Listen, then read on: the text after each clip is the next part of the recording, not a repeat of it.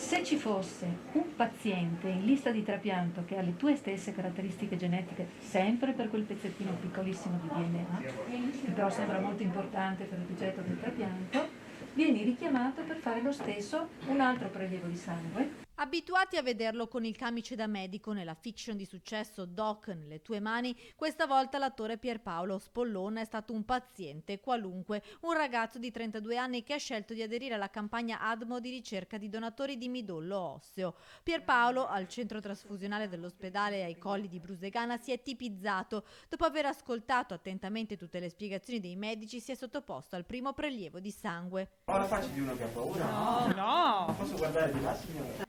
Pochi secondi, giusto il tempo di riempire una provetta di sangue, il gioco è fatto. La mappa genetica di Pierpaolo verrà condivisa per capire se ci sono eventuali compatibilità e così l'attore in pochi minuti è diventato un potenziale donatore di midollo osseo. È bello, la sensazione di poter fare qualcosa che potenzialmente è utile per altre persone, è una sensazione molto bella.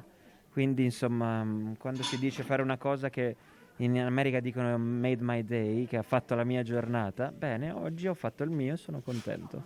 Nel 2020, a causa della pandemia, c'è stata una forte diminuzione delle tipizzazioni. Il gesto dell'attore padovano, che ha mantenuto la promessa fatta a novembre, vuole essere un segnale rivolto ai molti under 35. Ho fatto semplicemente il primo passo, semplicissimo.